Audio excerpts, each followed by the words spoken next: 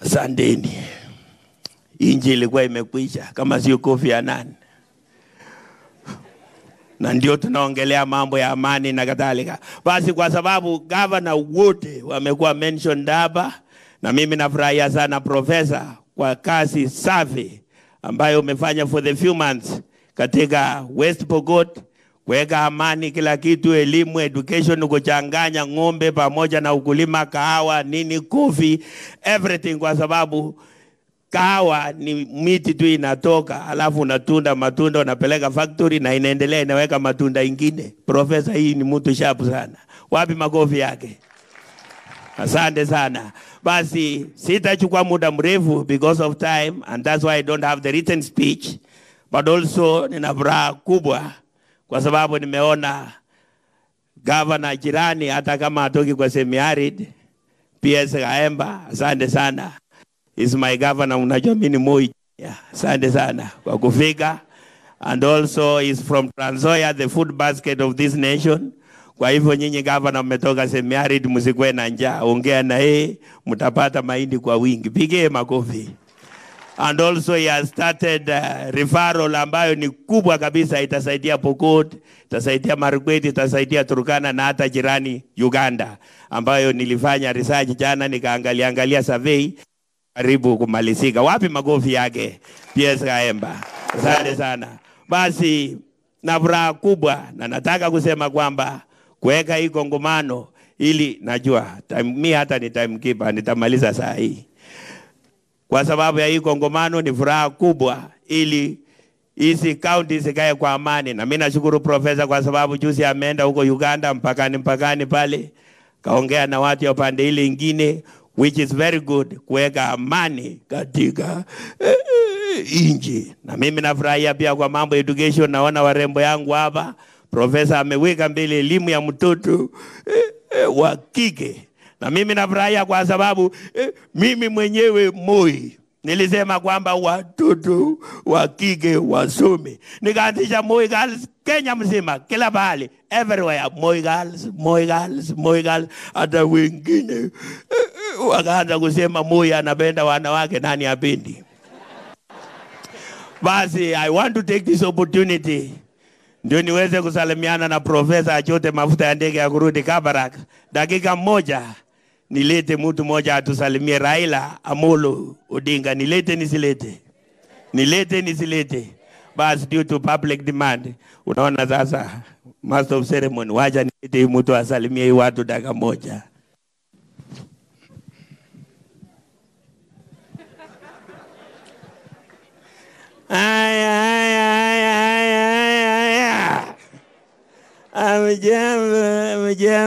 Mjambo na nchi. Niko na kufika leo, tengeneza mashini vizuri. Niko na furaha kubwa kufika hapa siku ya leo kwa sababu mimi Raila Amolo Odinga ndio baba ya devolution. Na mimi nafurahia sana sasa vile devolution inasonga mbele. Na niliangalia nikasema ya kwamba devolution iweze kuendelea mbele kwa tunakanyagana kwa mambo ya siasa. Ndio nikaamua moja kwa moja nikaenda nikafanya handshake na Rais Kenyatta. Akaniambia, my big brother, toka kwa barabara vijana watamaliza wewe na tear gas. Mimi nikatoka kwa barabara na sasa tunasonga mbele na chenga nchi ya Kenya. Hiyo macho ilipata shida kidogo kwa sababu ya hiyo tear gas. Lakini nasema ya kwamba katika Biblia ana mheshimiwa Senator Hisi anaingia, fikie makofi. Asante sana. Asante sana, Senator, karibu sana. Basi nikasema ya kwamba tusalimiane kwa sababu Biblia na Qurani ziko sawa. Sinasema mambo sawa. Katika Zaburi 133 inasema ya kwamba inapendeza sana ndugu wakikaa pamoja na kupendana. Na tusonge mbele katika nchi yetu ya Kenya, tuweke devolution ikuwe sawa, governor wapate pesa mingi ya kusaidia raia. Kwa hiyo machache, siku jana Mama Ida alikuwa na shughuli nyingine kidogo, lakini kina mama aliwasalimia kweli kweli. Kwa hiyo machache nasema asante sana because of time, na Mungu awabariki sana. Thank you very much.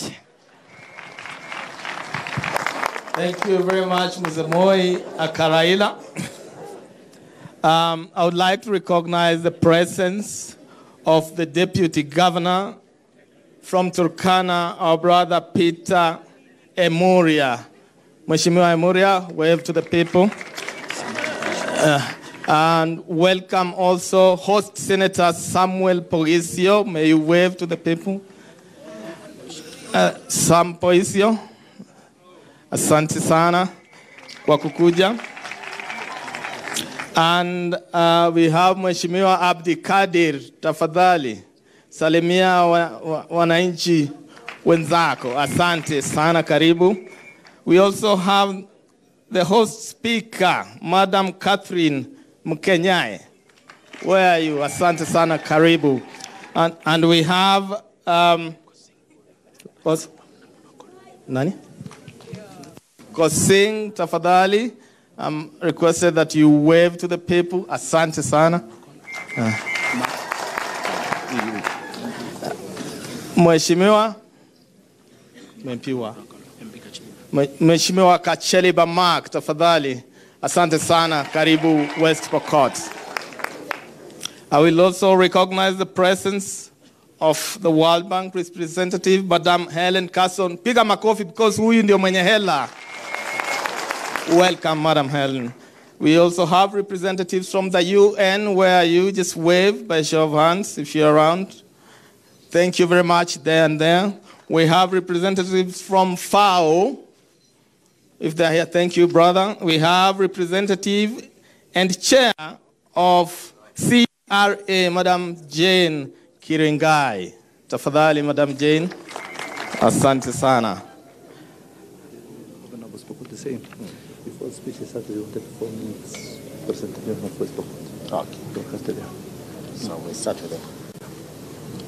Okay, I'm told Thank you very much. Welcome to the West Pokot County, where currently we are at Kishaunet Stadium, where we'll be involving governors in different parts of the county.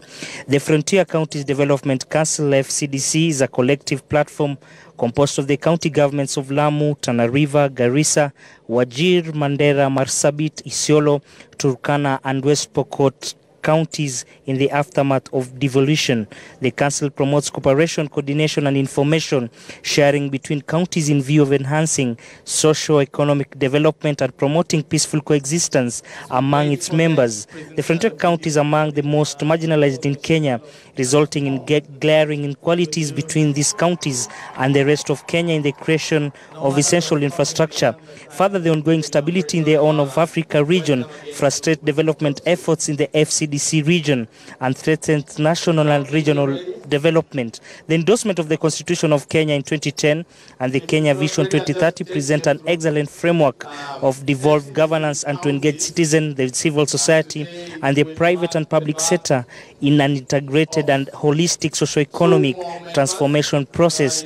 Maybe some of the reasons why Governor Lonyengapuo, Marsabit Governor, and also the chairman of the FCDC, who is Ali Roba Mandera Governor, all here today. He has to create a stable, a peaceful environment and also conducive to socio-economic development, also enhancing sustainable socio-economic development and strengthening devolution and subsidiary of the counties, sub-counties and wards. Remember, the FCDC counties cover an area of approximately 345,560 square kilometers. This is an area that is 4.2 million according to the 2009 census. People living in the 9 FCDC counties mainly depend on livestock production as a source of income. The livestock sector accounts for close to 80% of the social economic performance of the FCDC counties in the region. Remember also the highest poverty levels remain in the northern pastoral areas, and this is the main reason why the governor here, as the droughts are common in the assault areas, and it has been suggested they have increased their frequency. So for today, they have one vision: to create a secure, peaceful, just and prosperous FCDC region where people achieve their full potential and enjoy high quality of life. Remember also FCDC want to enhance the benefits of devolution process in their member counties by serving as a catalyst and trigger for sustainable development and prosperity in the FCDC region. FCDC experiences could also serve as a model for other regions in Kenya Also, it's important to mention that specifically FCDC aims to address short-term regional problems and opportunities, build a foundation for medium and long-term sustainable, broad-based development, strengthen resilience in the face of new opportunities and traditional problems, also take advantage of technology, regional synergies and economies of the scale to reduce cost and boost efficiency, generally involve the citizen in the developing and implement solution in different parts of the country. Kwa watazamaji wetu ambao wanaweza kujiunga nasi hasa kwa lugha ya Kiswahili ni kwamba tayari magavana 11 wameweza kufika hapa katika eneo la Kishaunet, ambapo tu ni mojawapo wa uga ambao umetumika makususi kuhakikisha kwamba sherehe hizi zinafana kama ilivyoweza kuratibiwa. Siku ya leo tutaraji kwamba kaunti ya Baringo, kaunti ya Samburu vile vile itakuwa inahusishwa rasmi kwa kaunti 9 zile za Hassals, hasa tukizingatia maeneo kame, maeneo ambayo yamekuwa kitegemea kilimo kwa kiasi kikubwa. Tutarifiwa kwamba 30% ama 80 tu ya wakazi katika maeneo haya utegemea ufugaji. Kwa hivyo itatoa nyenzo maksusi ya kuweza kuatilia pondo na kuweza kuhakikisha kwamba mambo yanakwenda kama ilivyoweza kuratibiwa. Pengine kuratibu tu baadhi ya kaunti ambayo siku ya leo ipo hapa katika eneo hili la Kishaunet, kaunti ya Pokot Magharibi, ni kwamba tunayo kaunti ya Lamu, kaunti ya Tana River, Garissa, Wajir, Mandera, kaunti ya Marsabit, Isiolo, Turkana na kaunti ambao ni wenyeji Pokot Magharibi. Siku ya leo kaunti ya Samburu, kaunti ile ya Baringo inaombwa vile vile kujumuishwa rasmi kwenye mchakato huu wa kuweza kufanikisha maendeleo hasa katika maeneo mbalimbali humu nchini. Itabainika kwamba Gavana Liroba ambaye ndio mwenyekiti wa FCDC ambayo inatathmini maendeleo mashinani hapo jana ameonyesha nia kwamba endapo hizi kaunti zitakutana kwa pamoja, basi uwezo wa kuweza kuwa na mafuta, uwezo wa kuweza kutoa tathmini ya maendeleo katika maeneo ya mashinani, basi itasaidia pakubwa katika kupanua kuweza kutathmini ama kufaulisha tu miundo msingi hasa katika maeneo ya mashinani. Kwa hiyo kutoka kwangu Elvis Kosgei nachukua pumziko fupi, huku tukiendelea na jinsi ratiba inavyoendelea tuweze kusikia hotuba jinsi inavyoweza kutolewa, na tutakuwa ni wenye kupasha zaidi kwa yale yanayojiri katika eneo hili la Pokot Magharibi. Sasa the way is forward. Sisi tunaangalia mbele. Hakuna ile wakati ya kusema kwamba tumeshaumizwa, tumekinyangwa, tumefanywa hivi. Ndio ni kweli, but it adds us no value. So but if we say where are the opportunities today, where are the opportunities in Kenya? Where is oil? Where is oil? Oil is in FCDC. Where is the gas that is being discovered in Kenya? It is in FCDC. Where are the water resources, deposits of water, the largest in Turkana, underground water, enough, I hear, to serve this country for the next 70 years? Is in FCDC. Yes, we don't have the roads. And yes, we don't have all the other infrastructural things that we require for development. But the good thing, unfortunately, in our midst also we have the World Bank today, we have other institutions that are here with us. That is also going to change. Through the leadership of the FCDC, we have agreed and said, look, if we move as a block and if we move as a team, we are able to achieve a lot. And that indeed we have done, ladies and gentlemen. Right now, I know presentations will be given. FCDC is going to transform. So our objective, I know I don't want to say much about what we are all about. The chair is here. He's going to give his speech in details. But in the next 15 years, I am seeing a vision. Munakumbuka jamaa ambaye alikuwa anaitwa Martin Luther King, who said, I have a dream. Munakumbuka? Said, I have a dream. I have a dream also. I have a dream that in the next 10 to 15 years, the rest of the people of Kenya will start migrating towards FCDC counties. Watakuja kutafuta kazi. Watakuja kutafuta makao. Na tutawakaribisha. Because we want to be part of Kenya, and we want to stop the story of saying that we are now going to Kenya. You have heard that story before, sio? I know the people from West Pokot, Turkana, mukifika hapa kwa area sehemu ya Kapenguria mnasema tumefika Kenya, si ndio? Sisi kwa Isiolo, watu wakifika kwa Lami wanasema tumefika Kenya. Sasa tunataka kusema Kenya ina sasa inaenda pande mwingine. So the people from the other parts of Kenya are going to start flowing backward wakisema sasa tunaenda ile Kenya mpya. Kenya mpya iko wapi? FCDC, sio? So I said, like President Obama said, yes we can. Yes we can. I know we can. Just say it after me, please. Yes we can. Yes we can. Yes, we can. That is the spirit. And I know we can with your able leadership, your excellencies, and the national government, plus our partners.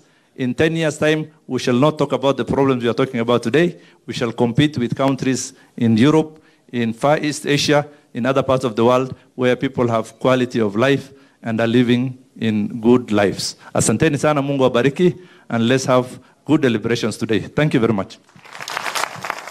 Thank you, Gulaid. I'm told we will not have a tea break until we recognize the presence of the host First Lady, Dr. Mary Lonyangapuo.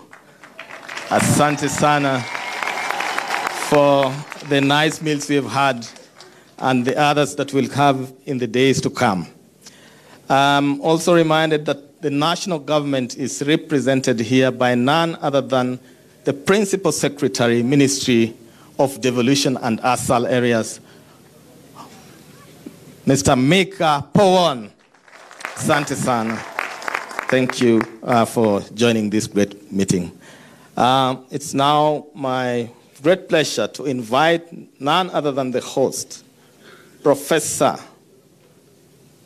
John Lonyangapuo, the Governor, West Pokot. Thank you. And you could, from the dais, please. Amesema mpigie makofi tafadhali. Ama hajatosha.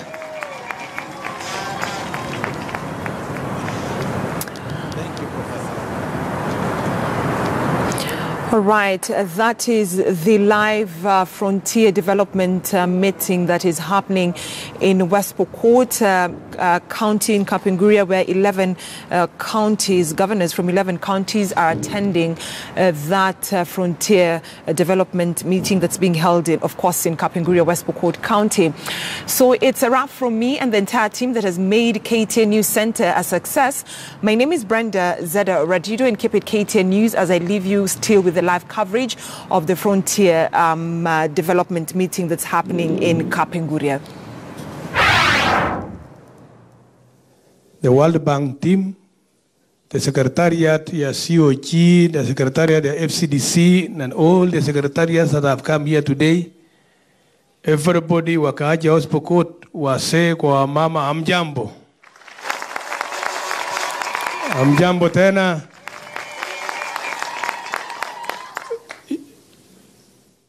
Yangu ni kualika wageni. Mgeni njoo, mwenyeji apone. So, sauri yenu mumekuja, lazima tupone sasa. So lazima tupone. Ukiona kitu nafanana na West Pokot, nunua. Hata kama haina pay. So nimeshukuru sana kwamba mmetukujia leo. Yangu ndio niseme, wacha ni introduce county government wasimame. Wale CCs, chief officers na workers ya county government ya West Pokot, simameni tuone. Kiongozwa na county secretary Dr. Michael Parklea. Can we give them a clap? Thank you very much. Ketini. Nita recognize mjumbe jirani ya Trans Nzoia anatoka Endebess. It's very close here. Dr. Pukose. Dr. Pukose is very close to us. Is inseparable with us. We have a common relationship kwa sababu ya ujirani mwema hapa. Kuna wajumbe kutoka Uganda. Kama wamefika, MPs from Uganda. Yes. The women rep, member of parliament from Queen district in Uganda, right inside there. She may have an opportunity to say a word or so. And many others that are here. So I will call all my colleagues, leadership, wale ambao walichaguliwa juzi, wajumbe na senator, wote wakuje hapa. Alafu speaker pia ache atanena kwa niaba ya wale viongozi wengine wa County Assembly.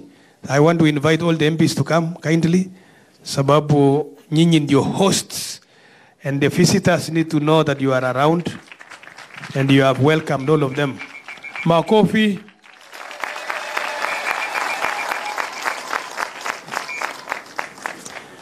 I will kindly request our neighbor in Uganda to come to represent the other MPs. I've just received a call that they are also on the way coming. They will join us later, but you can say one word on their behalf so that you can see we are in East Africa. The spirit of East Africa is here, and FCDC is in it. Waheshimiwa County Assembly members of West Pokot, 33 number. Can we stand? Makofi. We have the leader of my majority and leader of minority. Later on in sessions, we'll interact. Thank you very much. Speaker, you will say one word. Our guest from our His Excellency Honorable Ali Roba, Governor Mandera County, of your colleagues, Principal Secretary Mr. Mika Powon, all our dignitaries, including international community with us, waheshimiwa wetu wabunge wa county yetu, mawaziri wetu pamoja na chief officers, wafanyakazi wote na wageni kwa nji wote ni tapesabaga inata Yesu langu tu ama letu kama ulingo wa sheria ama upande wa legislative itakuwa ni kimoja.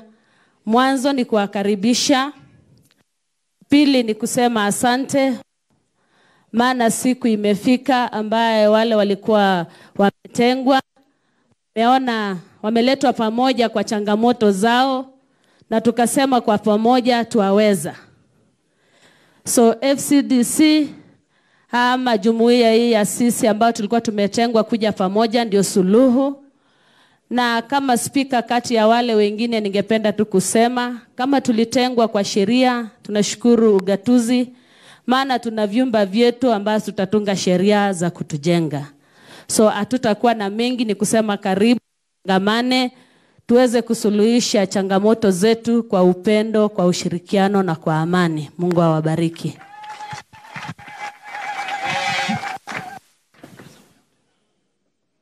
Good morning to you all. My name is Chekwa Lydia. I am the woman MP of Kwen District, Uganda District. Your Excellencies, the governors, all the invited guests, we are happy to be here with you in this very important meeting. We are so grateful to the governor, West Pokot, for inviting us. When I got the information, when I looked at your agenda, development, peace, I said this is the right way to go. I really want to thank you. I want to congratulate the governors for thinking of having this partnership together, and you fight for development of our country. We are grateful that Kenya, especially the neighboring counties, have really worked so close to us. They are with us when we are in celebration and when we are in development. We really want to appreciate. I am here so far alone as Member of Parliament. My colleagues will be joining us. But with us here we have, can I have the Kwen team standing up and waving? Kwen, please. We have people from Bukwa, the chairman and his team. We have Kwen, the chairman and the team. And I have apologies from the MPs of Amudat. They were committed, but some of them will be joining us. I want to thank you again and really invite you to work with us for development, integration, East African integration. We are here with you. Thank you so much, and God bless you.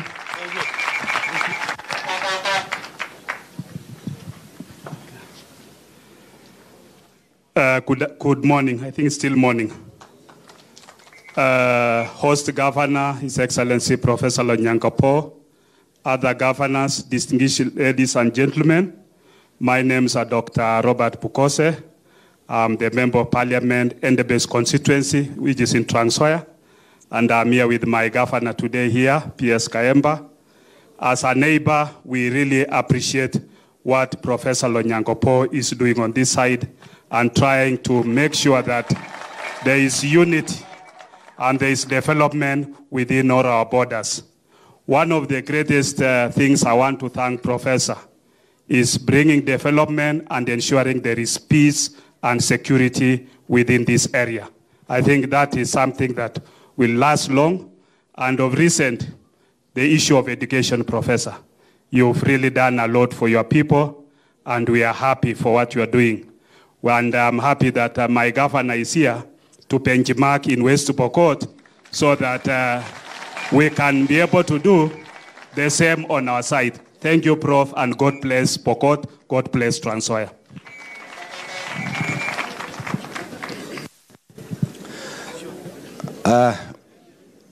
Mwenyekiti wa FCDC, itifaki zote zikizingatiwa, mabibi na mabwana, mjambo.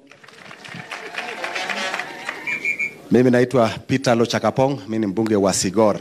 Nataka nichukue nafasi hii kusema kwamba wageni wote mnakaribishwa West Pokot. Ya pili, nataka nishukuru gavana wangu Mheshimiwa Professor Lonyangapuo kwa kuleta kikao hiki kaunti hii ya West Pokot.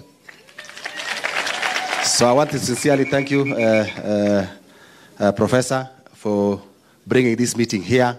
Mimi najua kwamba mkutano huu utabadilisha mtazamo wetu wa Wapokot hapa. Na wakati watu watakuwa wanajadili mambo hapa, tutaona kwamba labda sisi hatuko peke yetu, tuko na wenzetu. So nataka nishukuru kwa kikao hiki kuletwa hapa. Jambo lingine, nimeona katika program kuna mambo ya equalization fund. Pamoja FCDC, pamoja na muungano ile inaitwa pastoralist parliamentary group. Nafikiri tukikaa pamoja, nataka tuweke mikakati ya kuhakikisha kwamba absorption rate ya equalization fund inaenda juu. Alafu ya pili, tangu equalization fund ibuniwe mpaka leo, nafikiri absorption rate yake imekuwa chini sana, na itabidi tukae pamoja tuone kwamba tutafanya nini ile tuweze kutumia hizo pesa kwa haraka.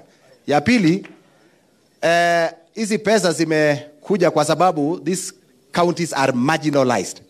Na unakuta kwamba wakati sasa kazi iko kama West Pokot hapa, mtu kutoka Nairobi ndio anafuata zile pesa kutoka Nairobi, anakuja tena kufanya kazi hapa. Lazima tuone njia gani, lazima pia to equalize hata contractors. Si kwamba wale wenye wanakaa Nairobi pia wakuja wafanye kazi hapa. So lazima tuangalie, labda tubuni sheria tuone ya kwamba priority ya kwanza iwekwe kwa watu wenyeji, ndio tuweze kuwa sawa. So hiyo nataka tukiketi pamoja, nafikiri tutatunga sheria ili ya kwamba watu wetu pia waweze kunufaika, so that we also get equalized. Asante.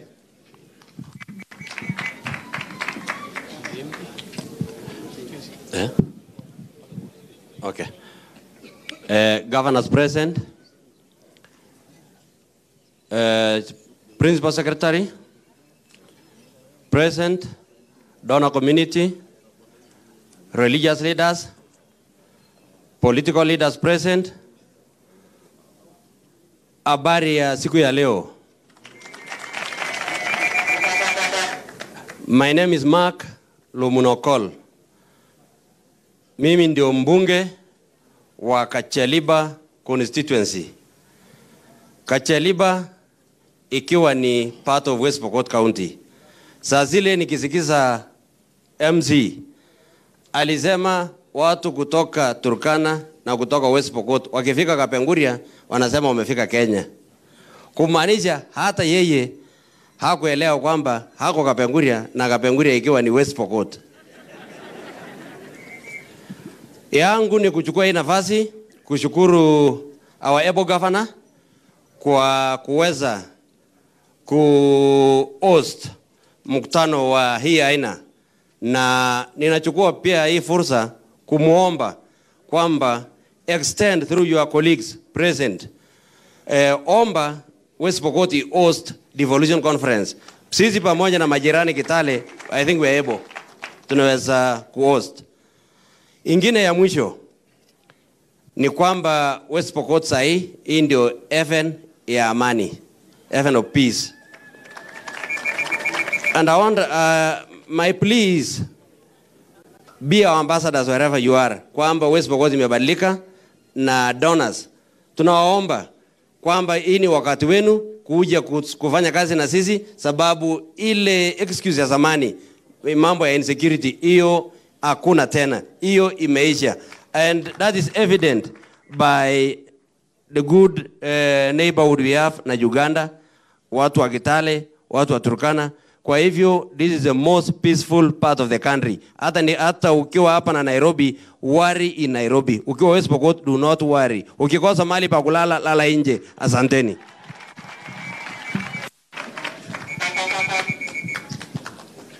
Mheshimiwa Gavana wetu, Chairman ya hii Frontier on the Boroba, who is my good friend.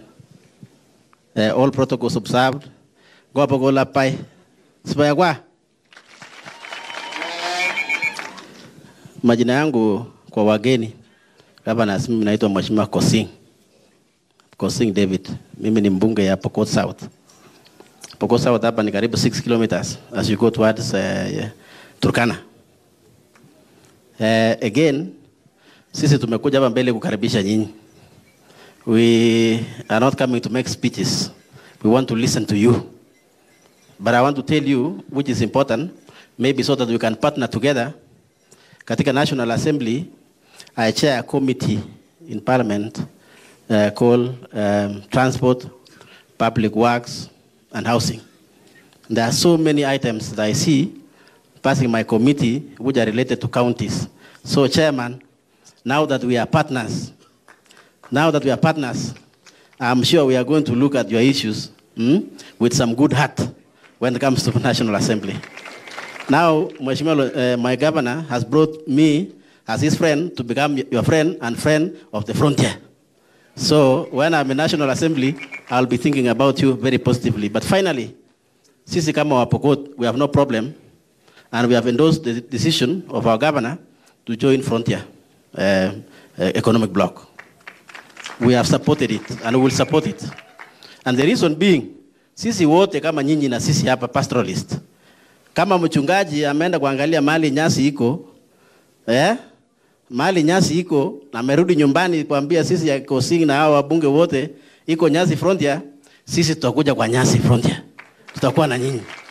Na tunaamini ile Mheshimiwa Gavana yetu amesema. Kwa hivyo nyinyi msupport yeye pia. And this is an example, as I conclude, that this is one of the counties that governor and MPs work together. This is the best example. It's not easy in Kenya, you know that. People repel. Like in West Pokot, we have our own handshake. Sio ile ya Nairobi, we have our own handshake. And Mheshimiwa Governor Lonyangapuo to steer the development of West Pokot forward. I thank you guys, and we will meet.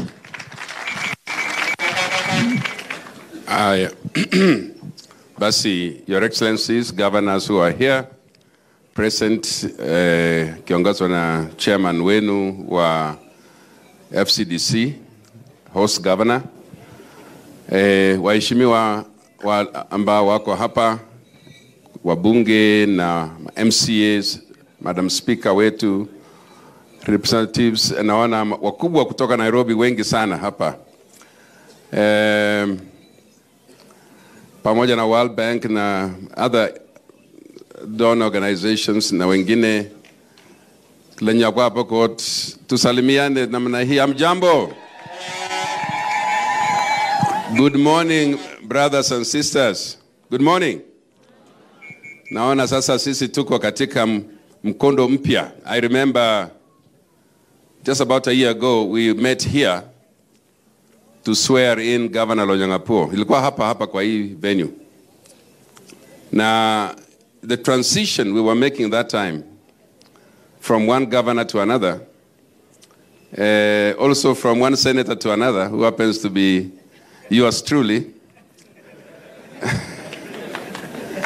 was done right here. So hapa mmekuja tena kuweka historia ingine that West Pokot is hosting FCDC ambayo I happen to have been present in Naivasha when it was decided that West Pokot hosts.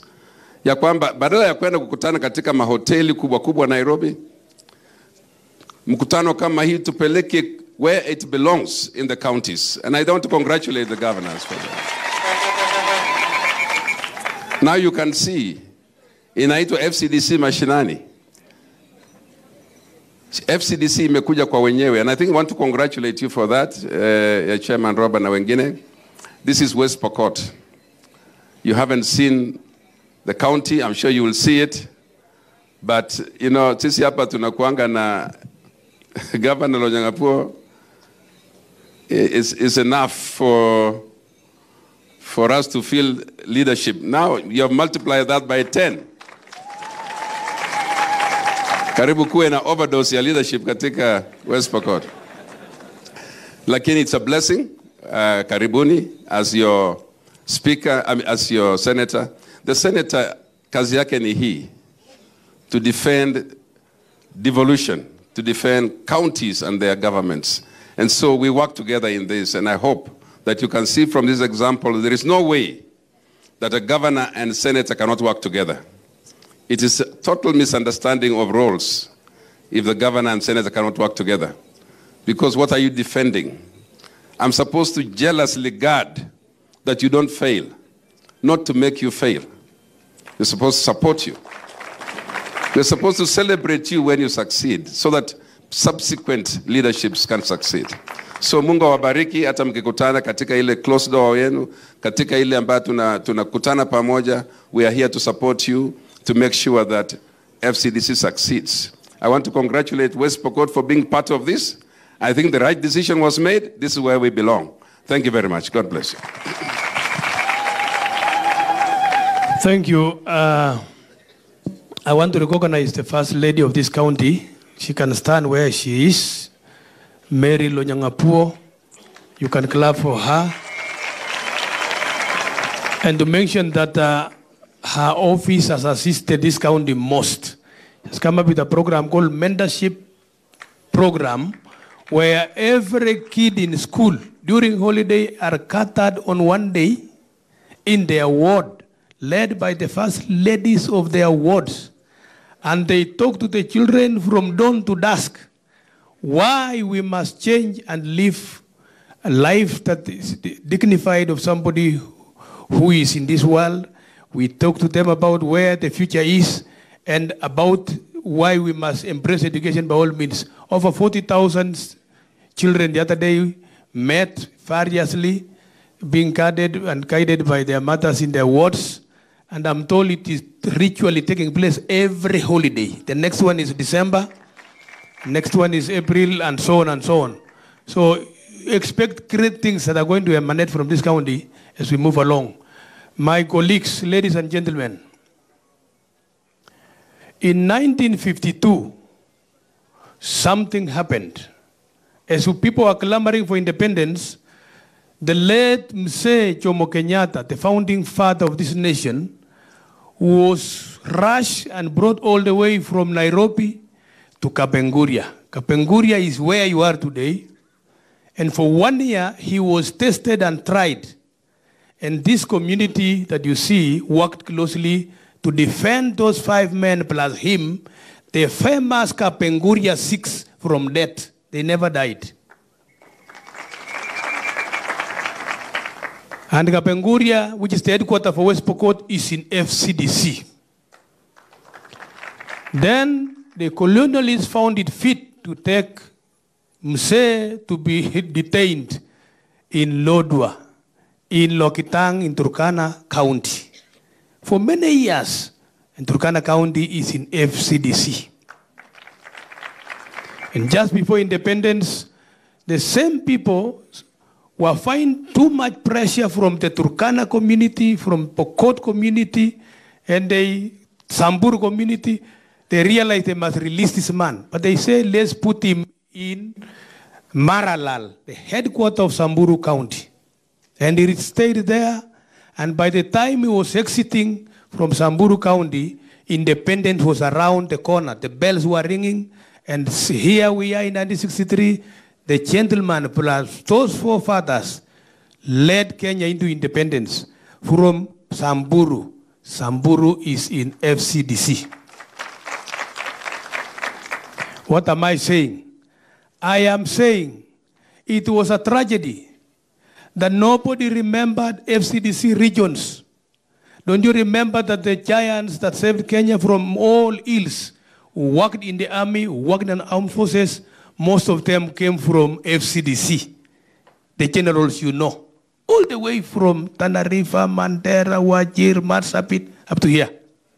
But we forgot because we met a monster called Sessional Paper number 10 of 1965, which declared that development should rotate around the railway from Mombasa to where it dies. And then you also color it by developing white island farms. But they forgot to develop and color the counties and the regions that propel and protected the founding fathers of this nation, the FCDC counties. They were called districts then. And they say, there is a saying in Swahili which says, ukiona simba imenyeshewa, usitani ni paka. Now we ignore this region. And we made sure all our policies rotated around that, and it created a problem. And this is the problem now. Those areas that were developed are saturated with human beings that you don't need them there. Anybody who has gone to school in West Pokot wants to go and develop around that region. Anybody in Yangsa migrated to the other regions to the extent that all the resources and opportunities are exhausted. It is now our turn.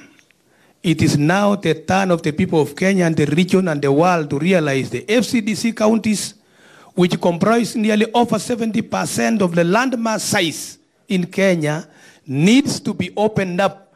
It is our time. It's our time. It is compulsory. We have no choice.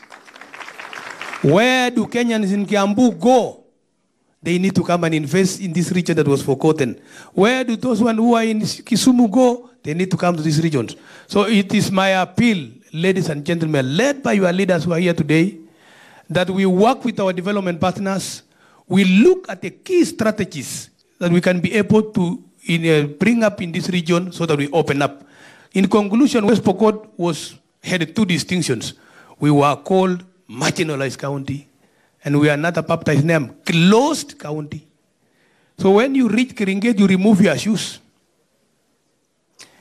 And you give out your ID. Then you go wherever you want to go to Kenya, come back, pick your ID. So you can imagine how much that was loss.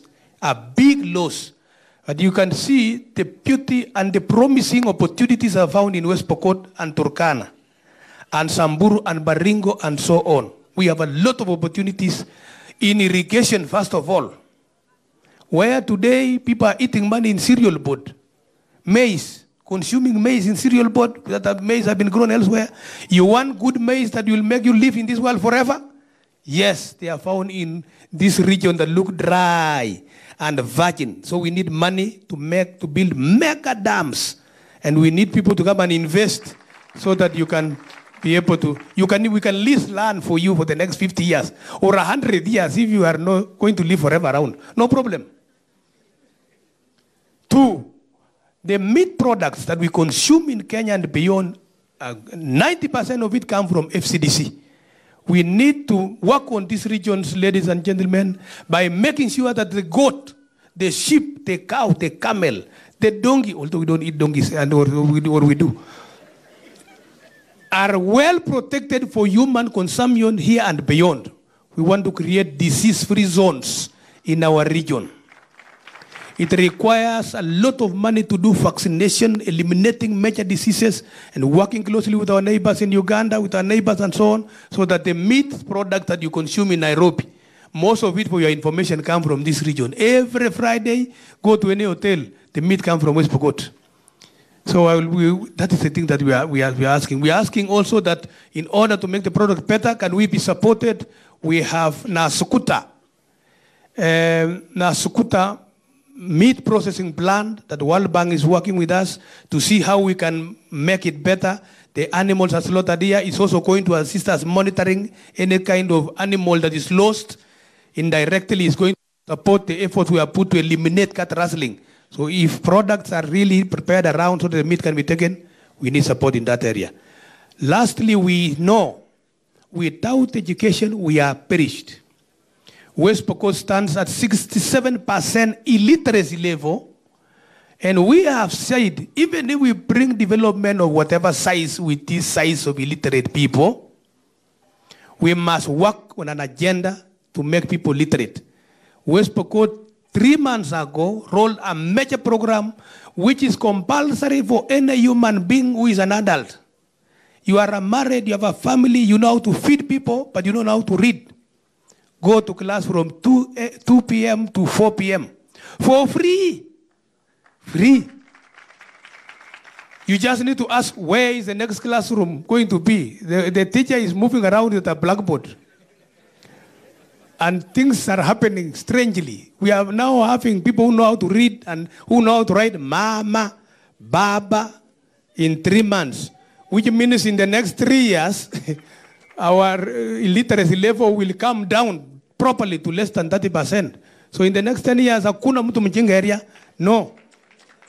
So that you can come and greet us in English. Development donors just come and say hello, then we'll say hello and how are you?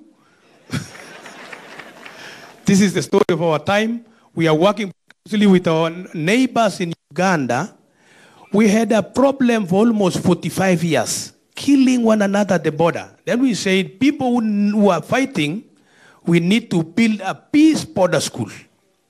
So we identify 5 sites between the border of West Pokot and Turkana, border of West Pokot, Baringo, and Elgeyo Marakwet, Trans Nzoia and West Pokot, where we are putting a peace border school, meaning all the kids from the warring communities must have a privilege for once to have that opportunity to go to school, for which you, who had peace enough to spare, must meet their costs. Free uniform, free food, free everything, plus free air that God is giving, free security.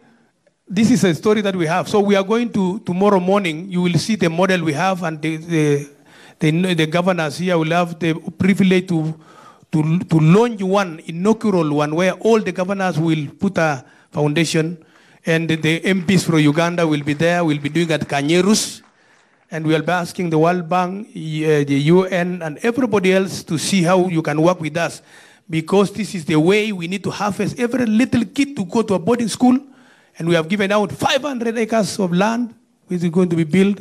Turkana, will tell you so that we can work together. We have always been working together. Deputy Governor Nanok, with myself and Sabrepo, we have decided that we have to put our communities together.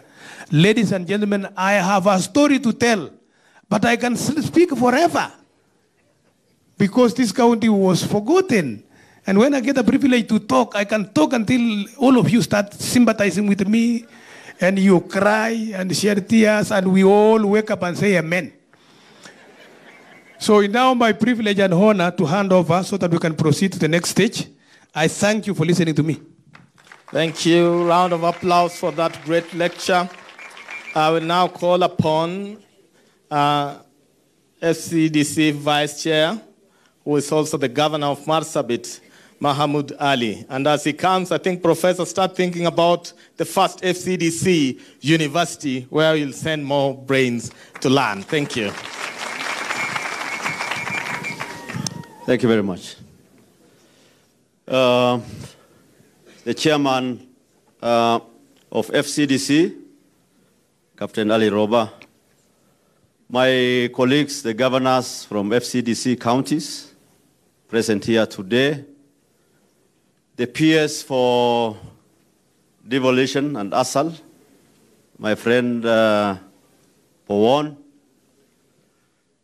implementing partners present here today, the World Bank, the UN, FAO, CRA, Chair, Red Cross, UNICEF, World Vision, all of you, all the leaders of West Pokot present here today.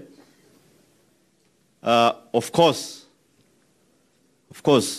with our host governor here, sorry I should have recognized you the first, for hosting us, the senator and all the MPs, all the MCAs, the speaker, all of you, wananchi wote tukufu wa West Pokot. Hamjambo. Supai Kokon. Thank you very much.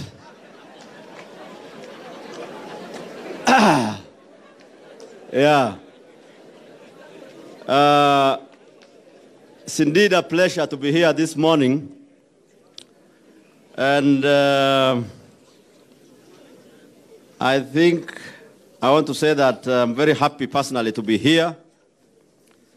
But before I say one or two, allow me to take this opportunity, and my former CEO at NHIF, Simon Ole Kirgoti, Senior, is here. I recognize your presence. Allow me to invite the FCDC governors to come and say one or two things to you this morning as we embark on our program. You may realize that we are about 2 hours behind schedule. It's a working session. So when we talk to our audience, I request that we be brief and to the point so that we make sure that we catch up with the program. So ladies and gentlemen, allow me to invite the Deputy Governor of Turkana County here, representing, of course, the governor. Can we put our hands together for him? Thank you very much. My brother, welcome. Governors and all protocol observed. Habari zenu. Yangu ni machache. Natuma salamu ya Governor Nanok kwenu. Mmepokea? Aliniambia ukifika Pokot, salamia watu wa Pokot. Je, mmepata?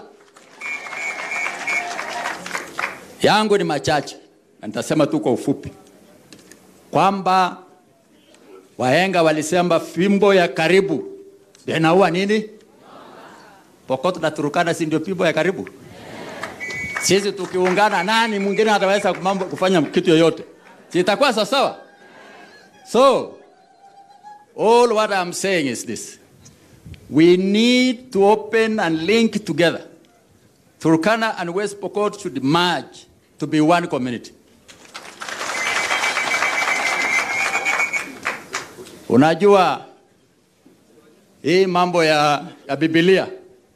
Biblia inasema wale wa kwanza watakuwa wa mwisho. Na wale wa mwisho watakuwa wapi? Sasa sisi ndio tulikuwa mwisho. Na sasa tutakuwa wapi?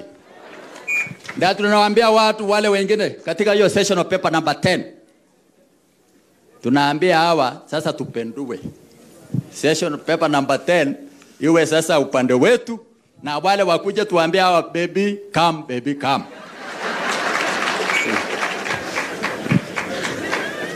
Ni sawa? Kwa hivyo hakuna shida, msiogope. Na mimi nasema Governor Lonyangapuo akiwa hapa, hata 22 tafadhali mtu yote ambaye anataka kuwa governor 22 asipoteze pesa.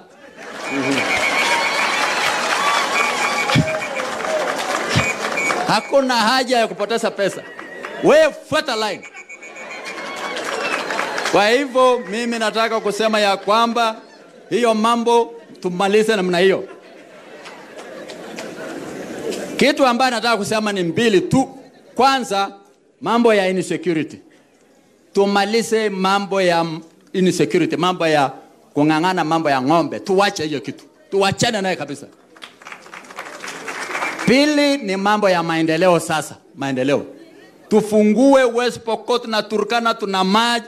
Turkana imaji na East Pokot na Samburu, ili FCDC yote iwe pamoja.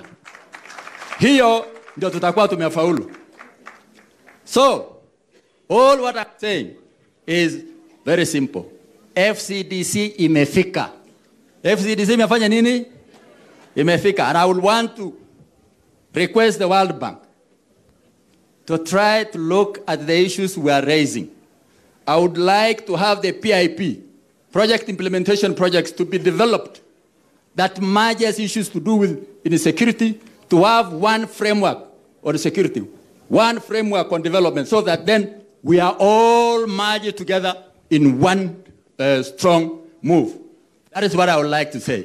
Kwa hivyo kwa uchache, kwa mafupi, nasema asanteni sana na Mungu awabariki.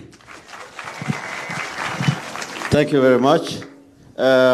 Ladies and gentlemen, I take this opportunity now to invite Governor for Elgeyo Marakwet, His Excellency Tolgos, to come and talk to us. Karibu, Governor. Thank you so much, Vice Chair. The host Governor, Professor Lonyangapo, Chairman FCDC, our peers, Mika Powon, all the other invited guests, ladies and gentlemen, good morning. Subai Gokwa, Subai Napo, nafikiri yangu nataka nichukue nafasi kwanza kushukuru Governor Lonyangapo kwa kupanga hii forum ya FCDC na pia kualika sisi majirani. Nafikiri Elgeyo Marakwet is not a member of FCDC, but I want to request the chairman that already my letter is with me. After this forum, I think I will land off officially my letter for Elgeyo Marakwet to be included in FCDC. When you look at that map, the map of FCDC, you'll realize that there is a very sharp tip, and that needs to be, kuna laini lazima inyoroshwe ndio map ikae mzuri. Na hiyo ni sehemu kidogo ya Elgeyo Marakwet. And I want to say that the challenges that you have in FCDC, we also experience the same challenges in Elgeyo Marakwet. But I'm happy that today we are here not because of our challenges, but because of the opportunities that we have in our counties. And I want to say that as the earlier speakers alluded that maybe in a few years, everybody will be moving from the other side of Kenya to FCDC. And already from 2013, when counties started working, already we've seen a number of people coming to FCDC region and even to counties. Right now, where there are opportunities, iko kwa counties. And I want to say that with us and West Pokot and Baringo, we used to have difficult times before, but now I want to say that we have so many good things that we share among the three counties. The other day, we worked closely with Professor Lonyangapo and Kiptis.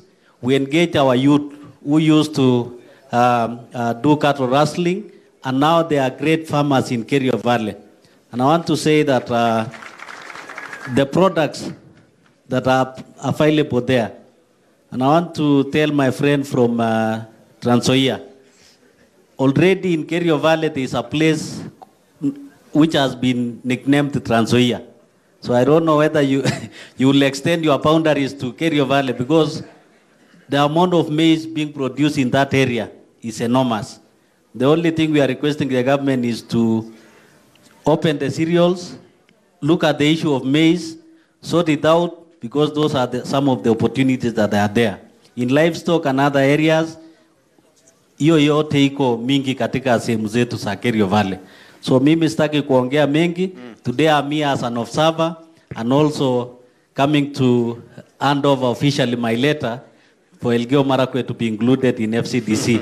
And I hope my friend Robert will amply accept my application, and the next meeting, Elgeyo Marakwet will be among the FCDC counties. So thank you so much, and may God bless you. Thank you very much.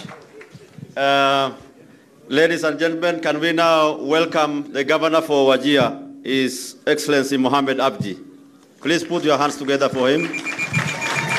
Karibu. And you can see FCDC is getting overwhelming interest. Every day we get a lot of applications, and that is the way to go. Na tunasema karibuni.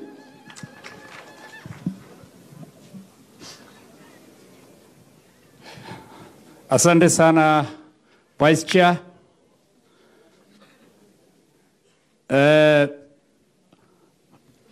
Governors of FCDC, the host governor, members of the donor community, civil servants from both national and county government, wananchi wa West Pokot, hamujambo.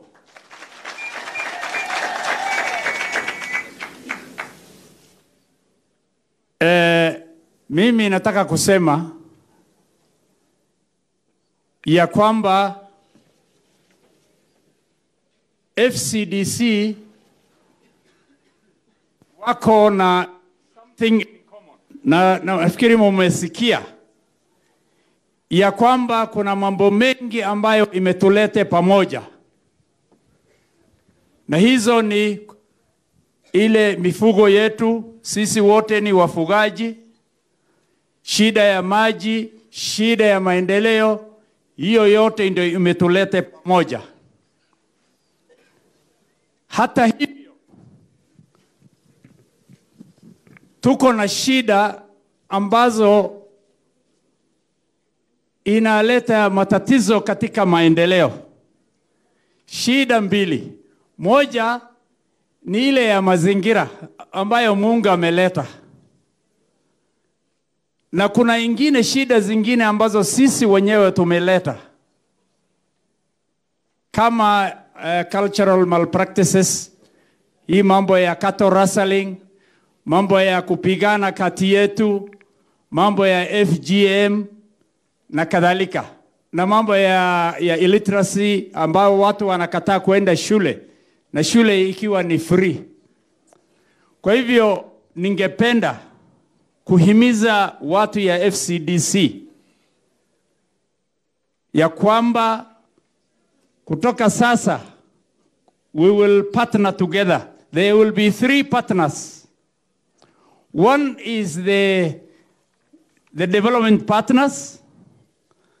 The other one is the national government and the county government. That is one partner, which is the 48 governments. Na partner ya tatu ni wananchi. The 3 partners have to cooperate. Ikiwa tunataka maendeleo, lazima tuache hizo malpractices, mambo ya kupigana, mambo ya kukataa kusoma, kulete watoto shule, hiyo yote, na hii mambo ya FGM ni ya zamani. Ni watu ya Northern Kenya tu ndio wanafanya hiyo mambo. Kwa hivyo tushirikiane sisi tukiwa wananchi pamoja na serikali na vile vile donor community.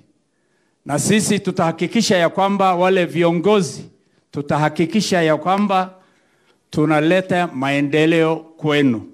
Asanteni sana, Mungu awabariki. Thank you very much, Governor Mohammed. Ladies and gentlemen, let us welcome the Governor for Trans Nzoia, His Excellency Kahemba. Karibu, Your Excellency.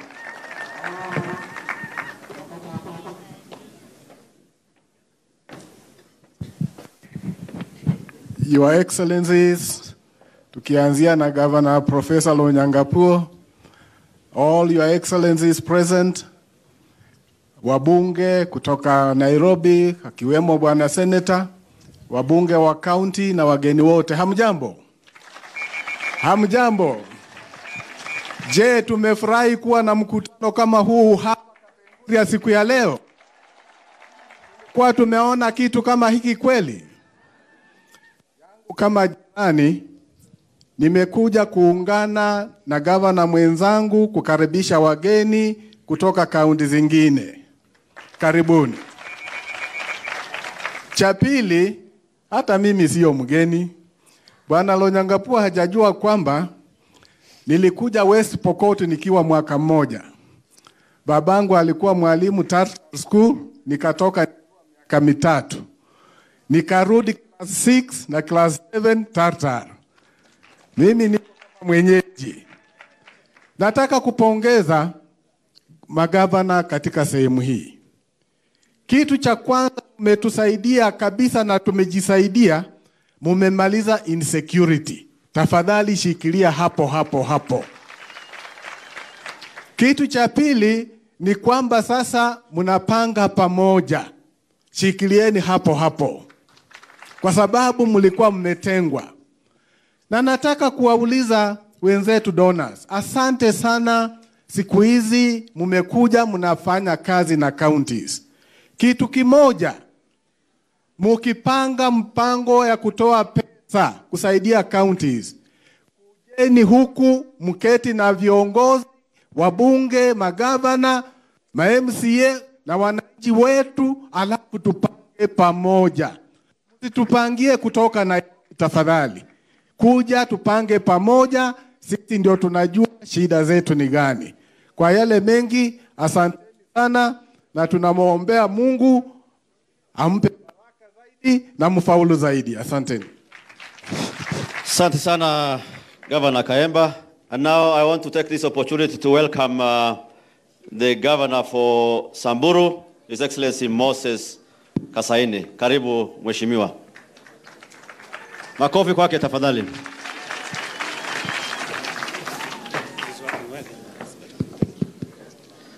Thank you very much. I'm not with the application. I have an acceptance speech.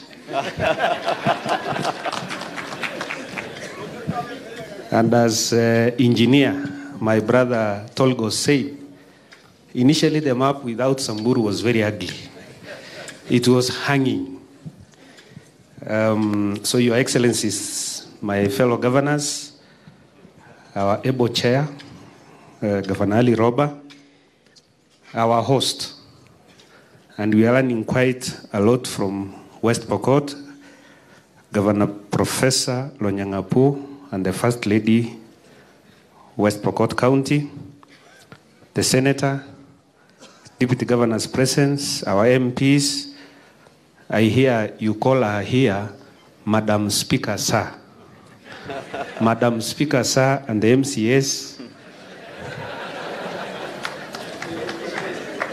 the World Bank, and our partners, delegation from Uganda, distinguished guests, ladies and gentlemen.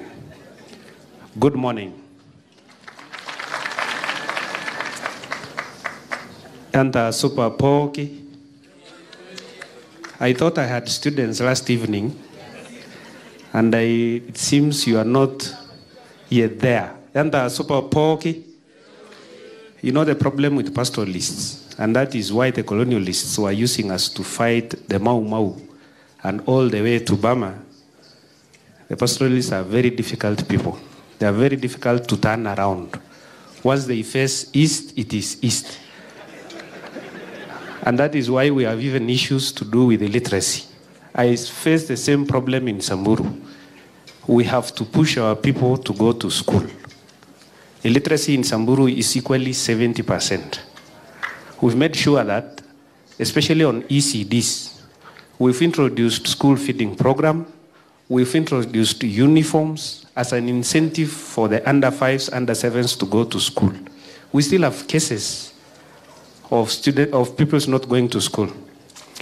We've now incorporated into the performance index of our administrators. We have village administrators and we have village councils in place the first performance index is that we will not find a single child in that village unit, especially children that have qualified to be in the ECD, not joining the ECDs. And we still find cases. But that is a story for another day. Equally, we have turned our ECD centers to be adult classes in the afternoons. So it's something we can share and improve on as we fight the illiteracy. So on behalf of the great people of Samburu County, and also being the chair of the ASALs, I'll take this opportunity to appreciate and thank the Frontier Counties Development Council Secretariat and fellow governors for the invitation. Ladies and gentlemen, I do recognize the efforts by the host county and the FCDC Secretariat for organizing this meeting. Further, I wish to register our appreciation to FCDC for accepting our application to join the regional bloc. Indeed, the northern and northeastern counties bloc would not have been complete without Samburu and other frontier counties. The more we are, the stronger we shall be in pushing the region's socioeconomic and political agenda. Our combined voices will not be ignored and would help surmount the challenges as indicated here, including the session of paper number 10 of 1965, that have over the years become synonymous to our region. We need to clearly identify our common priorities and prepare a development blueprint for the region alongside our respective counties' integrated development plans. We also need to mobilize additional resources for special projects with low cost and high returns on what we are calling the low-lying fruits. Ladies and gentlemen, this cannot be achieved without confronting challenges posed by climate change and related hazards and disasters. For example, the frequent and intense droughts, resource-based conflicts, land ownership, scramble over resources that were constitutionally earmarked for ASAL, as recently witnessed during the concluded ASAL conference, the challenges facing disbursement of equalization fund and other affirmative programs. As you are aware, there is recent scramble for membership of ASAL. There is now scramble for additional resources from partners from equalization fund, and this is what we should jealously guard as ASAL and FCDC counties.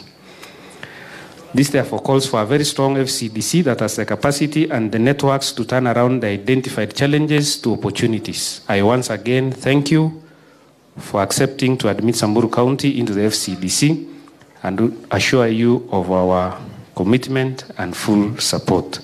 Asanteni sana. Thank you very much, Governor Moses. Ladies and gentlemen, we have many development partners with us here today. Among them, we have, of course, the World Bank, the UN, FAO, KENHA, REA, CRA, Red Cross, UNICEF, World Vision, Mercy Corps, NDMA, Israel Embassy, and if there's any group I have not recognized, maybe you can bear with me and just say that you are here.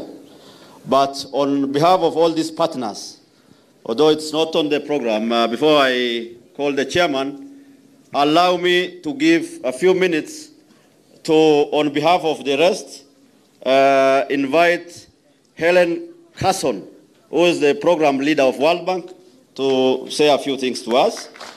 And we have a lot of attachments to World Bank. We recognize the fact that they have invested heavily in FCDC. They have invested there to the tune of $1.2 billion. A round of applause for Helen, please. Thank you very much.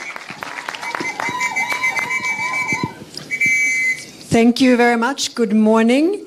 I'd like to appreciate the host governor of West Pokot for hosting this meeting, distinguished FCDC governors, representatives from West Pokot, ladies and gentlemen, development partners. It's my pleasure to be here on the World Bank and also to represent the other development partners. This is my first visit to West Pokot, but it will not be my last, I promise you that. As the World Bank, we are very pleased to support FCDC. We have supported FCDC from the inception, and it's really a great honor to be here and see how far you have all come. And we really look forward to working with you on this journey. So I'm here representing the World Bank and our new country director, Mr. Felipe, who unfortunately could not be here. He's in Rwanda today. I'm here with the team. We have a big team at the World Bank who's also supporting this initiative. So for the World Bank, together with the governors, with counties, with the national government, and with the communities, we are really working on bringing shared prosperity to the counties of the north and northeastern part of Kenya. These are counties, as you've heard, that have been traditionally underserved. Poverty rate is much higher, 70% compared to 45% across the nation. The electrification rate is low, 7%. Access to water and sanitation, only 1 in 4. So there's a lot we need to do here. But I am really pleased that the World Bank is able to bring a very significant investment and that we can really be a partner on this journey with you. So as was mentioned, we are bringing about $1.2 million in new investment to support the government's agenda in the north and northeastern counties. And we are doing this through 6 new projects, but we are also supporting these counties through our ongoing portfolio. We have another 7 projects or so that are already investing in the north and northeastern part of Kenya. So about 20% of our portfolio is really benefiting your counties, and I'm very pleased to say that and to be able to give that support to you. So now we are moving into the very important part of implementation, and we really look to all of you to work with us, and we pledge to work with you to make sure that we can really leverage this money, that we can really make sure that this investment is translated into shared prosperity for all in your counties. So it was mentioned in the beginning by Mr. Guled that he was citing Martin Luther King about having a dream. So in the World Bank, we also have a dream, and this is our dream that makes us go to work every morning, and it's a dream of reducing poverty, and it's a dream of bringing shared prosperity to all. And I really hope that we can work together, and I really look forward to working together with all of you to make sure that we can bring that dream to reality in your counties. Thank you. Thank you very much, Madam Helen. A round of applause for Helen, please. Thank you. Thank you very much. Now, ladies and gentlemen, on my part, I have only 2-3 things to say. First of all, let me thank the governor of West Pokot very sincerely for organizing such a wonderful event in this place. When as FCDC governors, we first met and admitted West Pokot into the group, we said our upcoming function as a sign that we really appreciate their coming on board. We said that function, this event be organized in West Pokot. And our brother, His Excellency, the governor, has not let us down. In fact, he has raised the bar too high. I wonder, when I saw the residence of the governor, where they invited us last night, where we had dinner, I was wondering which other governor has got something like that in this country. Because that residence is something similar to State House. So if I'm given the opportunity to host FCDC next time, until I build such a thing, I'll be very shy myself. So, you know, you've raised the bar too high, my brother. Congratulations. And myself, many people have said this is their first time in West Pokot. I have been here. And the place I visited was Senator Pogishio's constituency, Kacheliba. Then he was a minister in the government. I was an assistant minister in the special programs. We came to distribute relief food to Kacheliba. For one reason or the other, I don't want to elaborate now because of the political alignment that time. He did not want to accompany the PM. We come from that wing of URP that time. And I had no choice as an assistant minister in the line ministry of special programs. But I represented him very well, and that is why I want to confirm that West Pokot actually, in all manner of definitions, qualifies to be part of FCDC. Na tunasema karibuni. Number two, I want to thank very sincerely our sponsors. And the sponsors for this event today are Kenya Power. Kenya Power, if you are here, please stand up. Any representative from Kenya Power? FAO and Tulo. Please, let's put our hands together for them. Thank you very much for agreeing to support us. As FCDC, many people have talked about the historical marginalization, and all the difficulties that these counties pass through. I don't want to dwell on those. We have come together to synergize and ensure that we come out of that bad negative publicity and make sure that we tap into the opportunities that exist therein. And ladies and gentlemen, there are many opportunities that do exist in those districts which were forgotten. If you talk of meat and meat products, hides and skins, the biggest supplier of this kind of products come from this part of the country, that is northern Kenya and other marginalized areas. That is through livestock. When you talk of oil, now in our country, Turkana has led the pack. And there are other areas where we are told in northern Kenya there are possibility of getting some more oil. Gas, we've been told, is available in Wajir, and if properly explored, I am sure other counties in the region have possibility of being one of them where these resources are available. When you talk of wind as a resource, we have the best wind in my county, Marsabit, at a speed of 10 meters per second. And we have a big project there, which is about to be completed. And many, many other opportunities. When we talk of food security, which is part of the big agenda for the president, we can very well do it in these northern parts of the country. We have fertile soils. And of course, somebody has said here, we have the largest amount of water underground in Turkana. We have a lot of rainwater surface runoff, year in, year out, which we can create, of course, big dams and do irrigation. So there are a lot of opportunities which, and we are happy our partners have come on board. We have to really take position and make sure that we tap into these resources so that it's beneficial not only to these counties, but to the country at large. Finally, I want to talk about equalization fund. Many people are talking, or rather, they scramble for this equalization fund. And today, we were supposed to have a presentation on this from the Treasury PS. Unfortunately, he has not made it. But we have our brother, Honorable Abdul Kadir, who is among the founders of our devolution, and I recognize his presence, is the one who is going to take us through.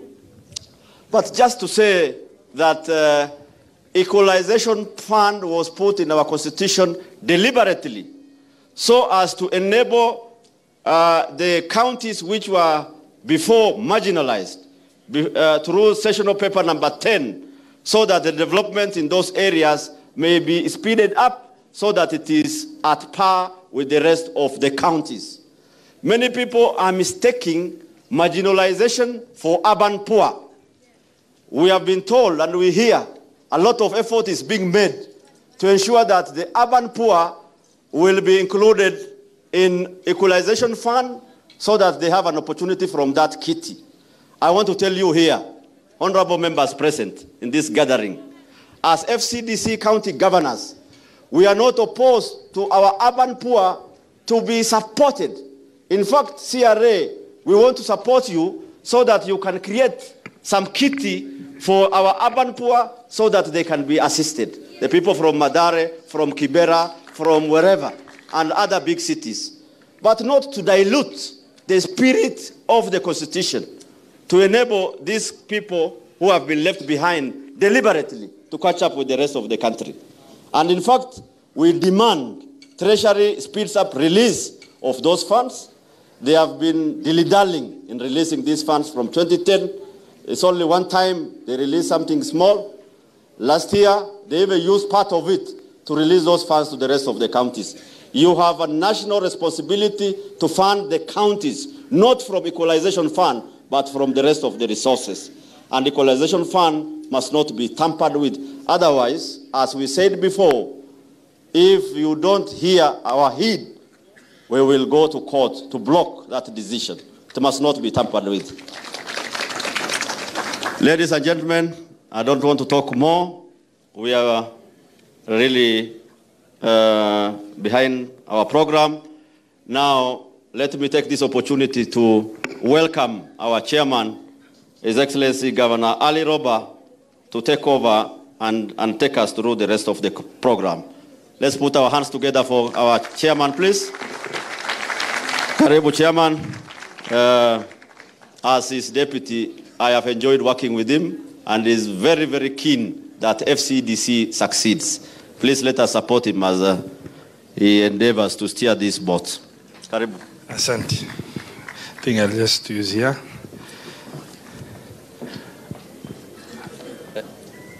Good morning, ladies and gentlemen.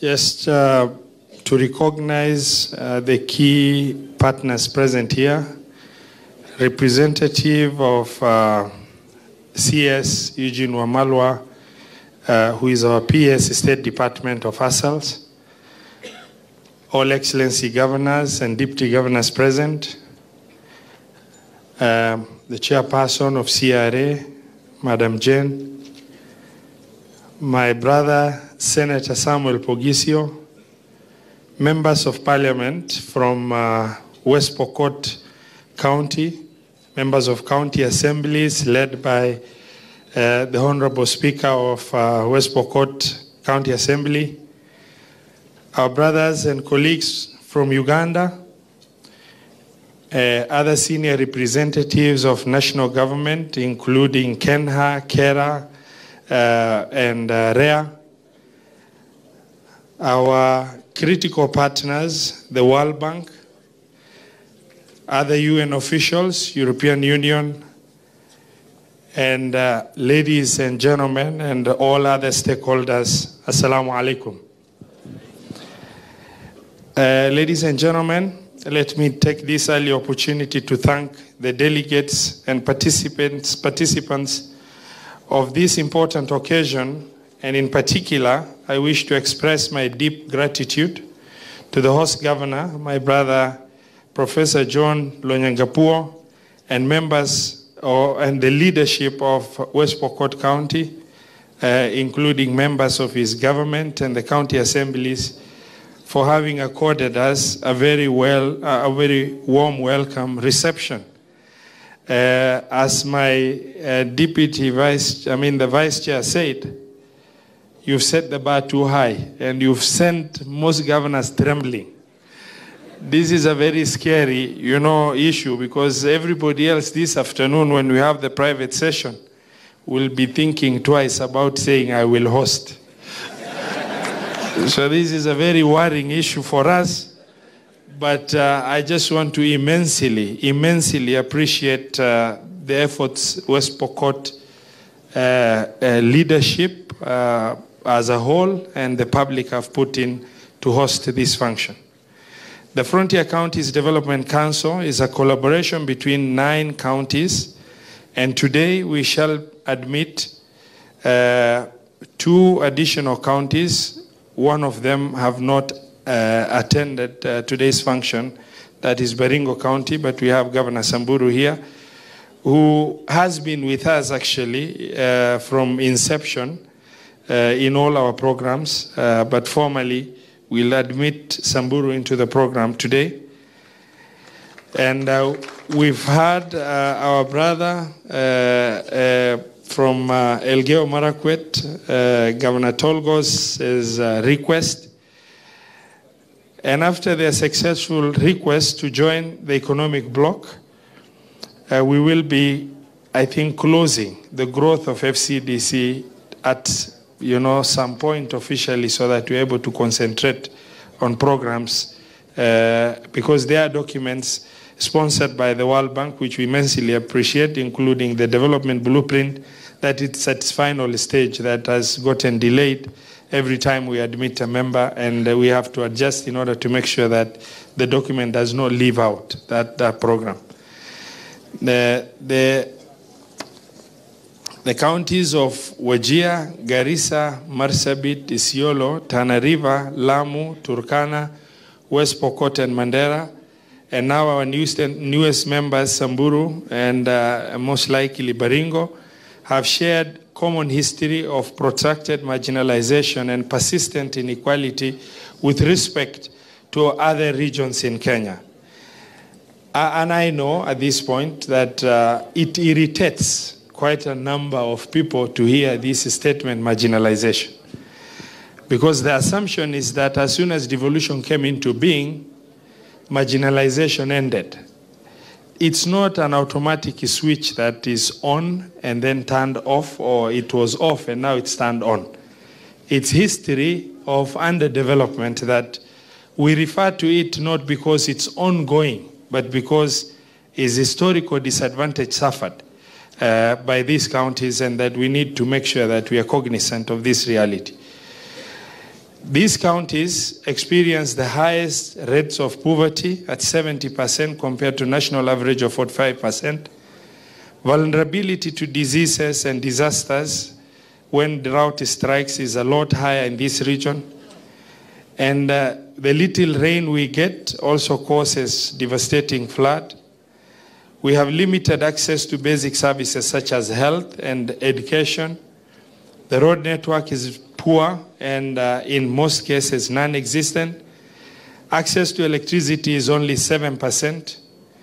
And a paltry 26% of our population have improved sanitation. And less than half of residents of ASAL counties have access to clean and safe water. To be precise, just 45%. Our counties equally face serious capacity constraints as a result of, over 50 years of resource denial by successive governments in this country. Our schools cannot produce even 100 students who qualify to join universities. We suffer explosive unemployed population that is generally idling, coupled with threats from cross-border conflicts over resources, as well as the global challenge of radicalization and terrorism, which is spreading in our region. Ladies and gentlemen, these are the causes that made us come together as a bloc. Oblivious of these harsh realities, the rest of the 47 counties are now agitating to be included in the ASAL. I hope the international community, the government of Kenya, the commissions and non-state actors and strategic partners will see through the lens of this crowded urge for inclusion into ASAL and plan accordingly for these FCDC counties as the most deserving. Today, we are gathered here to review what we have achieved thus far and to reflect on the challenges we anticipate in securing better lives for our population. FCDC has worked very closely and will continue to do so with various development partners, including the World Bank, UNDP, EU, USAID, the Swiss Development Corporation, DFID, the government of Kenya, and many potential partners. Significantly, the North and Northeastern Development Initiative, NEDI project, shall have profound impact in the well-being and the lives of the population once the implementation is completed. I would like to appreciate in a very special way the support of the government of Kenya and the World Bank for this unmatched support in the NEDI program that has targeted core issues that will transform not only our lives, but create opportunities for the bloc to interact and do business with the rest of the country. We cannot thank you enough. Ladies and gentlemen, in our midst are national government institutions tasked with the implementation of the NEDI projects. We shall get a presentation on the challenges they anticipate during the implementation phase, to which the FCDC governors are expected to give direction on how to mitigate such challenges. This is a lifetime opportunity for us, which we must defend with all our concerted efforts. We shall also discuss matters relating to Equalization Fund, and that is why we have invited the CRA, and in our midst we have the chair and other commissioners, and we hope to better understand the way forward in addition to how FCDC counties can also access more resources from the national government. Today, we are gathered here not only to meet, but also to celebrate our unity. As we continue pursuing the spirit of collaboration and speaking in one voice, let's also remember that creating a peaceful environment for our people is one of the main reasons we have formed this economic bloc. Without peace, there is no development. And that is why we need to implore our people to embrace peaceful coexistence, and let's all join hands in finding lasting solution for our people by bringing to an end cattle rustling and other forms of violence, including dealing with radicalization and violent extremism. I am pleased that the Cabinet Secretary for Devolution and Assaults, Honorable Eugene Wamalwa, recently spearheaded a cross-border initiative which has the objectives of bringing the people living along the border with our neighboring countries to coexist in peace. I equally applaud Governors Lonyangapuo, Mohammed Ali of Marsabit, as well as Governor Turkana for pursuing similar initiative on their sides of the border. This initiative is in the entire Karamoja Triangle, the Moyale region, and Mandera Triangle that we all need to fast track and make it work. Ladies and gentlemen, FCDC is putting in place efforts that shall bring prosperity to our people through a Marshall Development Plan captured in our socio-economic blueprint that is why we have requested all governors present to give a presentation on key priority projects in their counties through which we can pitch for funding from our government through conditional grants and development partners. We salute the World Bank for financing the development of this blueprint. I have myself full of confidence that if all ASAL counties do their duties, if no county is neglected again, and if the best arrangements are made as they are being made now, the ASAL counties shall prove themselves as an economic cornerstone of Kenya in the coming 2 decades. The ASAL brand recall has engulfed the previously privileged regions. There is hope where there was despair. The discoveries of oil in Turkana, Mandera, Wajir, discovery of gas in Marsabit and Wajir, the discovery of coal in areas like Kitui, massive water deposits across the region, the wind power, solar power, among others, including very heavy deposits of minerals. Projects these FCDC counties and other ASALs to be the new economic frontier of Kenya. Ladies and gentlemen, ASAL counties stand at 67% of Kenya's land mass, with a market population of, particularly in FCDC, market population of almost 5.3 million, according to 1999 census, in FCDC counties, including cross-border opportunities in neighboring Uganda, South Sudan, Ethiopia, and Somalia. The drivers of the economy of Kenya, without any doubt, will be the ASALs, with vast arable land available and thanks to technology, the possibility of rainmaking on commercial scale, which is now possible within our continent. The finest moments of ASAL counties is now. We must deliver our people from poverty, illiteracy, diseases into prosperity. One thing that I can categorically state that has been realized under devolution, and in particular in FCDC, counties that were previously characterized by conflicts, is enhanced peace and security extending beyond our borders.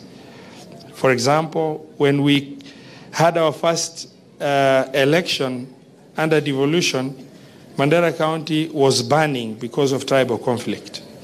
And that has ended. Now 4.5 years, we don't hear anything.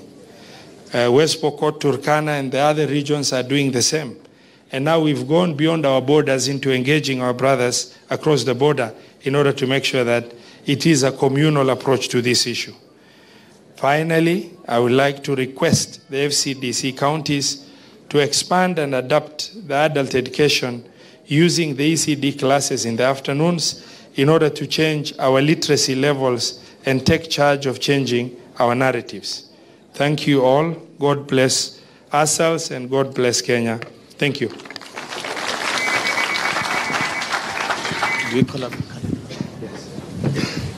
Thank you very much, Governor Roba. I will now take this opportunity to invite Council Abdikadir Mohammed, and I would request him to start making links with Harvard University so that FCDC can have a Harvard satellite university. Thank you very much. Oh, thank you very much. Thank you very much.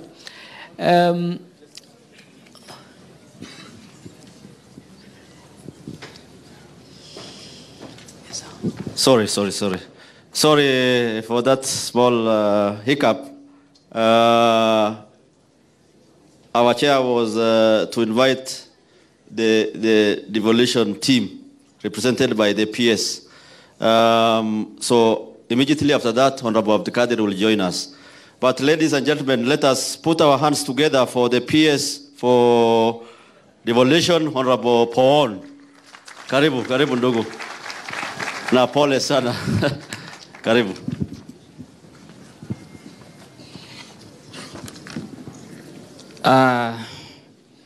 The chairman of the FCDC, Governor Ali Roba, our host governor, His Excellency Professor Lonyangopo, and the First Lady of this county, other governors present, senators, members of the National Assembly, members of the County Assembly, other dignitaries present, ngokwa pokot lapai sepakokwa sepanapo takwenya mirlaket.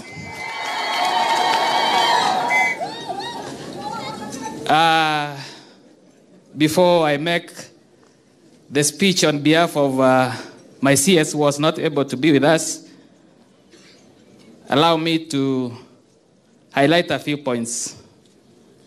Kwanza, nataka kumpongeza host governor Lonyangapuo kwa kutukaribisha mahali hapa.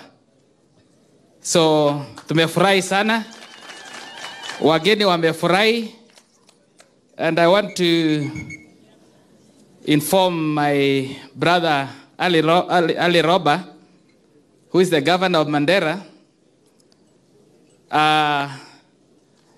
You did indicate that the standards were too high. He whispered to me, if you see the standards are too high, then he is able and is willing and more than willing to host the next one.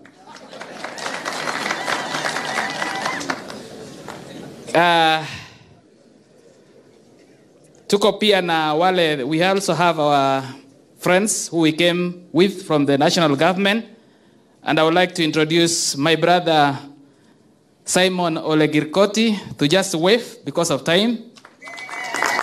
He is the secretary devolution, and I will also request my other colleagues from the national government, CRA, maybe you can be upstanding and wave other government colleagues from the national government, maybe you can stand up and wave. All those who are working in the national government, maybe you can stand up and wave. Are they there? Okay, some of them had been introduced. First and foremost, I would like to send greetings from my CS, who was not able to be with us because of other commitments, but he has sent me to read his speech. This is the third function of the FCDC, and I am attending, and I'm happy to note that since our last meeting in Naivasha, the family of FCDC has grown to 11 counties. I would like to request the chairman, FCDC. You remember when I met you that we had 2 counties which we needed to be included, and that is West Pokot and Samburu County. I sincerely want to thank you that you accepted, and the governor of West Pokot also accepted. Now, if you are drawing the line, can you now draw the line at Elgeyo Marakwet County? Alafu chore tu laini itoshe. As we are aware, we just concluded a very successful inaugural ASAL conference organized by my ministry with the support from many of you who attended. Most of the governors attended this meeting, and we are really grateful as a ministry. You attended our ASAL conference in Malindi, and we seek for your support in future. The FCDC is an economic bloc of interest in my ministry, since the member counties from the core of most of undeserved regions of the country. While all ASA counties face challenges linked to adverse weather conditions and poor services, the FCDC counties are hardest hit, affected even within the arid lands. You will agree with us that the most undeveloped area with the highest level of literacy is the ASO and the FCDC counties. As a policy direction from the national government, however, during the last decade, the ASA regions have generally witnessed positive development, efforts directed towards their economic transformation. The Kenya Vision 2030 gives a special attention to the investment of the ASAL regions in the sessional paper number 8 of 2012. In terms of development of this area, further, the Constitution of the Kenya, promulgated in the August 2010, has introduced fundamental changes in terms of decentralization of power and functions from the center, including the equitable sharing of revenues in the 47 county governments. There are many achievements which we have done as a ministry with the support of the World Food. We have been implementing protracted relief recovery operation project within the ASO areas, covering 15 ASAL counties, among them 9 are FCDC counties, with a total of 705,000 beneficiaries. The objective of the project is to support and strengthen resilience of communities to shocks through asset creation, including adaptation to climate change and disaster risk reduction. Main activities include food production and value addition. The National Drought Management Authority, under my ministry, has also implemented drought risk reduction and resilience building projects supported by the UNDP in the frontier counties of Turkana, Garissa, Tana River, among other counties. The focus of the projects was livelihood of diversification in food security, disaster risk management reduction, and climate change adaptation. My ministry is currently working on policy on regional economic blocks of as FCDC, among others, to guide their establishment within the devolution framework. Some of the challenges within the FCDC counties, just like ASAL regions, is the absence of sustained peace. Occasionally, we witness incidents of cattle rustling. Kwa moyo mkunjufu, mpenzi mtazamaji, kwa yeyote yule ambayo unafuatilia KTN News, ni kwamba kongamano hasa la magavana kuweza kutathmini maendeleo katika maeneo ya mashinani yanaendelea hapa katika eneo la Kishaunet, eneo la Kapenguria, kaunti ya Pokot Magharibi, ambayo zaidi ya magavana 11 tayari wamekongamana hapa, dhima kuu ikiwa ni kuleta ustawi, maendeleo na kuweza kuboresha miundo msingi katika maeneo ya mashinani. Itabainika kwamba siku ya leo vilevile ni adhimu kwa kaunti ya Baringo na ile ya Samburu, manake inajumuishwa rasmi kwenye kongamano hili la kuweza kutathmini maendeleo mashinani, na litakuwa ni jambo ambalo ni la kupigia upatu. Kwa wale wazungumzaji ambao tayari wametoa hotuba yao, wameweza kusema umuhimu wa kuweza kuboresha amani hasa miongoni mwa jamii ambazo zinapakana. Itabainika kwamba kaunti ya Turkana na kaunti ya Pokot Magharibi kwa muda mrefu pamekuwepo tu na ule mzozo, hasa ikibainika kwamba pamekuwa na ufugaji ng'ombe, basi kumekuwa hitilafu hapa na pale. Kwa hiyo siku ya leo wameamua kumtupa jongo na mti wake, kuweka tofauti ambazo zimekuwepo na kuhakikisha kwamba maendeleo yanaendelea.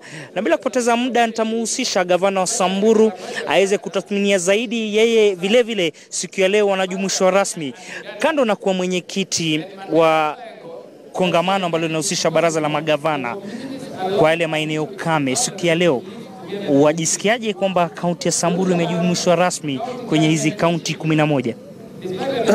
Ni kweli Samburu ni sehemu mojawapo katika sehemu kame kaskazini mwa Kenya, na kama pia kaunti zingine kaskazini mwa Kenya tumejumuika pamoja katika kongamano hili, kwa sababu kaunti zinazotoka sehemu kame zilibaki nyuma sana kwa muda mrefu kwa sababu ya kutokuwa na miundo misingi, kutokuwa na maendeleo kama sehemu zingine za Kenya.